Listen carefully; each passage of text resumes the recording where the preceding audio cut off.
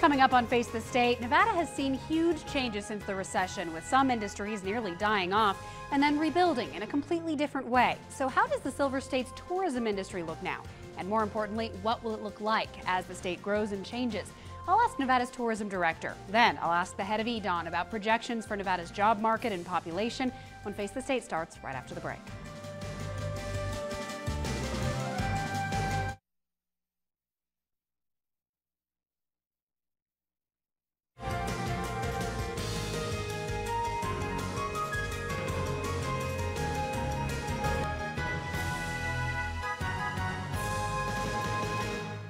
Welcome to Face the State. I'm Ariana Bennett. Thank you for being with us. Well, as Nevada has recovered after the recession, we've seen a shift away from gaming-based tourism solely and a push for different types of visitors here to Nevada. Our Nevada Tourism Director Claudia Vecchio is here now to tell us how that effort is going.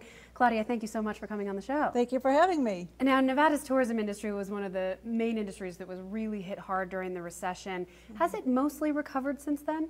It's absolutely recovered since then, and you made a very interesting point in the introduction in that the diversification of the industry is really a key to the success today and into the future. So as we look at, gaming is still a very important driver for travelers coming to Nevada. And, but we are, from the Division of Tourism standpoint, helping our partners to understand the importance of really evolving into a more diversified offering. We can't influence product, we can't change product, but I hope that we can influence messaging and influence our partners in understanding how the industry is changing so that they can help their partners to influence the product, because it is a necessary part of this. So from a messaging standpoint, we're really looking at the way millennials travel as a key market for us, the way baby boomers and Gen Xers are evolving their travel, and really what these people are looking for in a total experience. Thankfully, Nevada has an extraordinary amount of wonderful urban and rural experiences. So when we talk about diversification, we're very lucky in that we can achieve those goals of really finding these gems that travelers are looking for. So what are you finding that millennials want, that Gen Xers want when they travel? Yeah, it's very different based on those generations, but we're really focusing on millennials because of the fact that millennials see travel as just a given birthright. I mean, that's part of their lives. It's not something that's necessarily special or that they plan all year for. They just go. And Nevada is a wonderful place for that because of the outdoor adventure and the ATVing and the really, millennial focused kinds of activities that we have. So, so when we look at millennials and what they want, it's very much a long weekend. It's lots of trips. It's to have all these experiences while they're out there. We call them experiential merit badges, so they can, kind of count down the things that they've done and go back and brag to their friends and family. Post it on Instagram. Yeah, exactly right. Post it on Instagram. Social media, obviously very important. So we're really focusing on communicating Nevada as it would appeal to millennials without, the danger is that we would lose our boomer travelers who are really our core audience. But I don't think we will. I think that the boomers travel, always want to be young, always want to be vibrant, and so we continue to keep those messages going for boomers and try and build this new millennial audience. What's the ideal breakdown, for Nevada between number of people we're getting in for gaming-based tourism and number of people we're getting in for other industries? Now, that's an interesting question. I mean, Las Vegas is now seeing a little over 60% in the entertainment, the broader entertainment piece. And so I think if we were to get somewhere around a 70-30 split with non-gaming and entertainment and outdoor recreation at a 70% and gaming at 30%, gaming, it continues to be incredibly important, and it's essentially important for some of our international travelers. And I think that's really where we can see that segment continue to be very strong. But from our standpoint, promoting the entirety of the state, there are so many rich and wonderful experiences in our urban communities. They don't drive the kind of revenue that our urban communities do, but it certainly creates this total rich experience for Nevada. Are you finding that people are aware of that when you go and market Nevada and other places, do they know what's here, or do they still kind of have a different perception? That's an amazing thing to me, that it continues to this day, that people have the idea that it's Las Vegas and virtually nothing. And you know, all the education that we do, all the marketing, all the PR, everything, that is still such a dominating factor in how Nevada is perceived. I think it's changing. I hope it's changing. Obviously, that's our real goal as a state tourism office, is to help people understand what else there is out there. But it's an ongoing educational process for sure. So still Vegas. Do you ask them about Reno specifically, about Northern Nevada? What do they think of Reno now? Yes. So we have really very good perceptions about Reno domestically, and wonderful perception about Reno and Lake Tahoe internationally. It continues to be a strong driver for a strong appeal, really, for people to come to Nevada.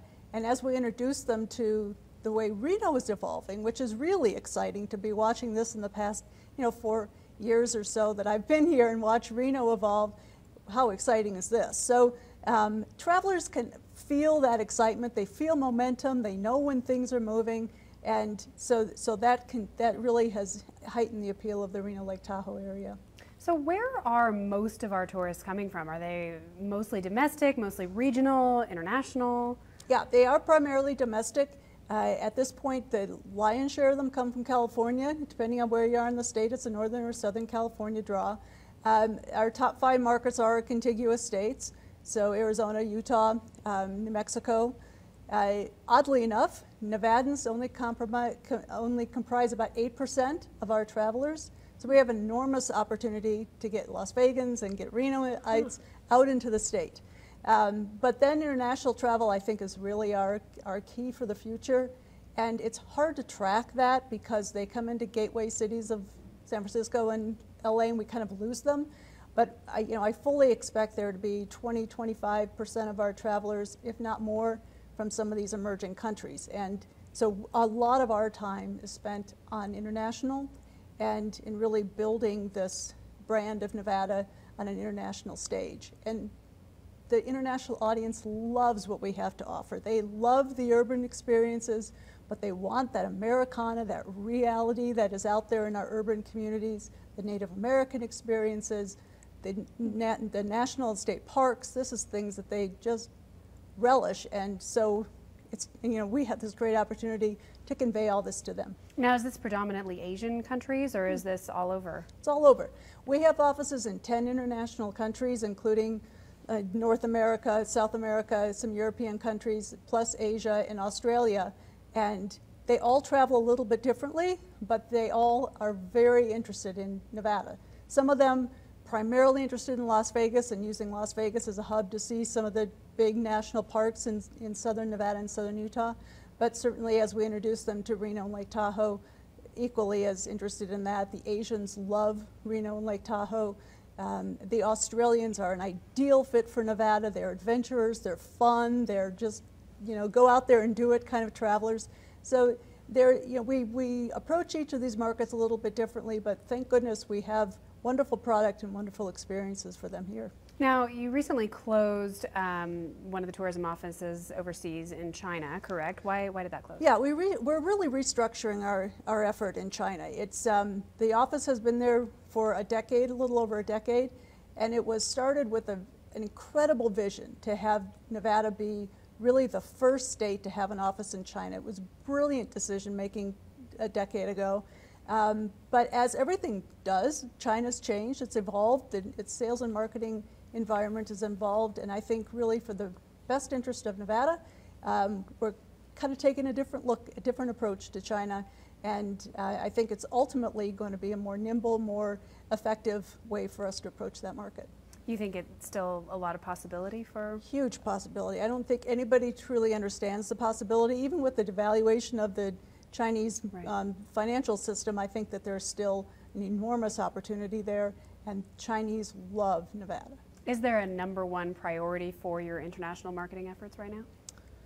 In terms of geographical priority, I think that we have great potential from Brazilians. We now actually This summer we have a huge number of travel agents and tour operators from Brazil coming into northern Nevada. So there'll be some, I think we'll see some great uptick from Brazil. And also emerging markets, South Korea, tremendous opportunities there too, as well as Australia, which I think is just spot on for Nevada. I mean, as this whole shift happens, you know, from the just gaming-based tourism to this more diverse type of tourism, is there enough business to support that, the size of the industry that we've always had in the past, or should we expect to see our tourism industry in Nevada just be a little bit less of a power player overall? I don't think we're going to be less of a power player. I think as we diversify the industry, you know, tourism and the quality of life and the recreational infrastructure and all that tourism offers to residents and businesses looking to relocate here, it's a very important component. And so I think we're going to continue to be just a very strong economic driver in the state. Our tourism industry is the best in the business. Our Reno hoteliers know this business as well as anybody. They know how to evolve. They know how to make the next phase work. And so I have great confidence in our industry to really take this as an opportunity to diversify and to look at new and innovative ways to offer extraordinary tourism. We're also looking at some of these companies that are moving in to offer tourism opportunities